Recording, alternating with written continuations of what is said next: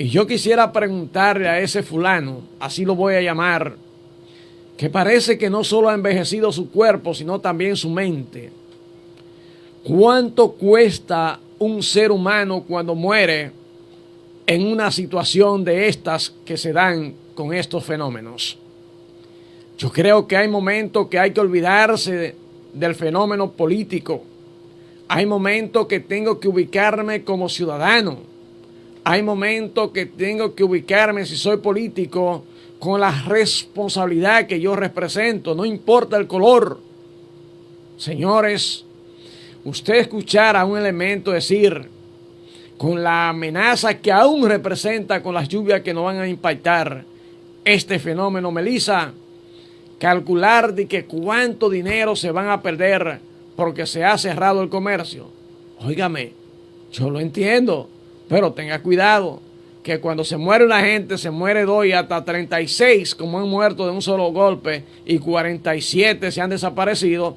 Sáqueme la cuenta, calcúleme cuánto es eso, barbarazo. Hay que respetar a la sociedad, pero si yo no me respeto, ¿a quién voy a respetar? Digo yo nada más.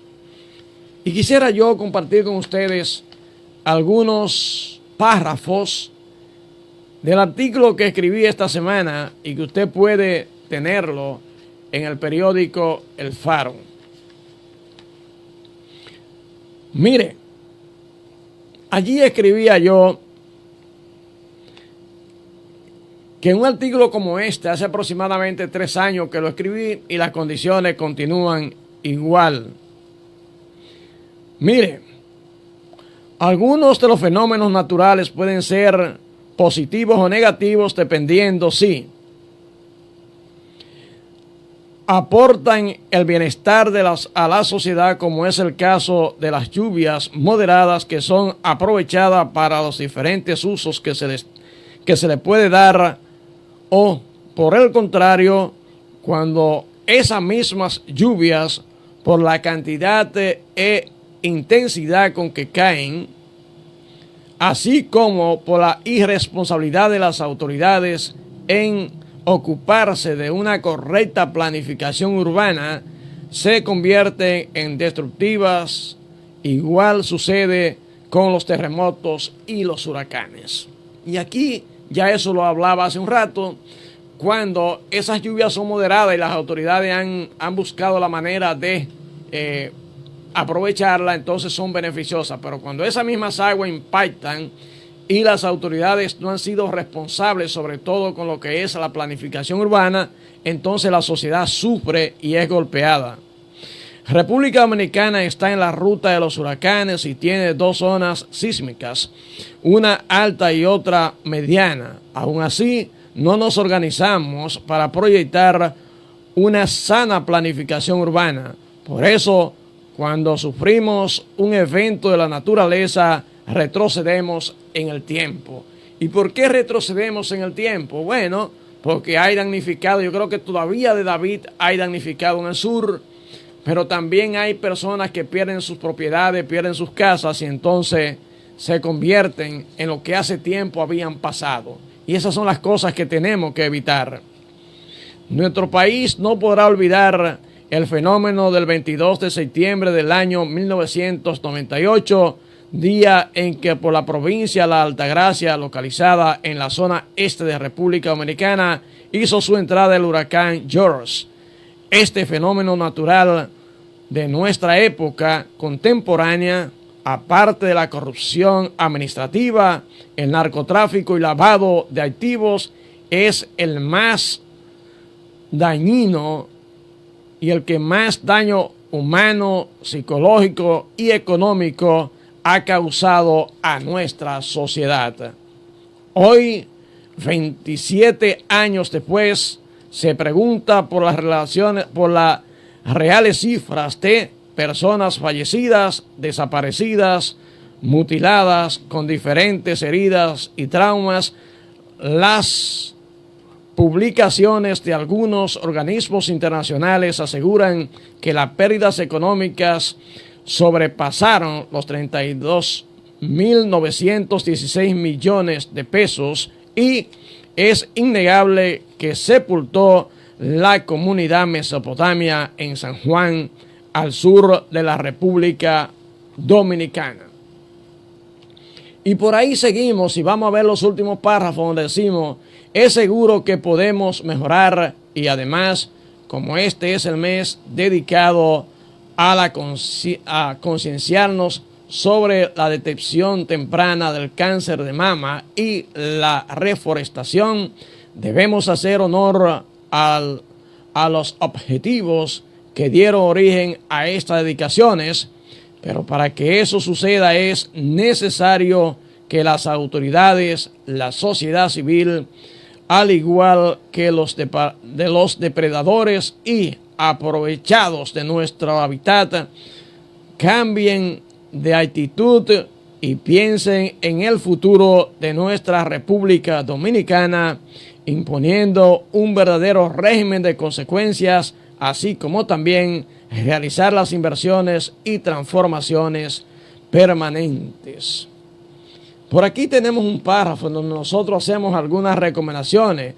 Debemos comprometernos con evitar por todos los medios que nuestro hábitat continúe en plena destrucción sin que nos llame la atención y que nuestros ayuntamientos continúen nombrando en el Departamento de Planeamiento Urbano a personas que han formado parte del equipo de empleados de algunas destructoras que no sienten ningún respeto por la naturaleza y mucho menos por sus semejantes.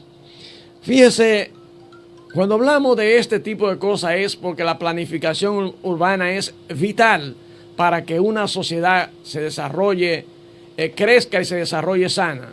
Es vital que se visualice por dónde deben correr las aguas, por dónde debe construirse, dónde no debe construirse, cuáles son los elementos que debemos tener en cuenta, cómo hacer para que tengamos los desagües necesarios, cómo hacer para que los invernales estén donde deban estar y que no se entaponen.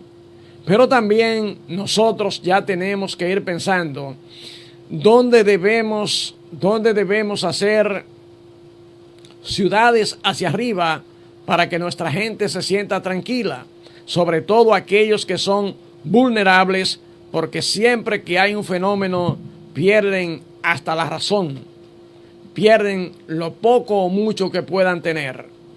También es tiempo de que ya nos organicemos y entendamos que realmente no podemos seguir permitiendo que las aguas que caen se desparramen por todos lugares. No. Ya hemos dicho que esas aguas se pueden canalizar y que esas aguas pueden utilizarse y que esas aguas pueden utilizarse de manera positiva, que no necesariamente tiene que ser llevarse a todo a su paso, llevarse a la gente, llevarse a sus propiedades.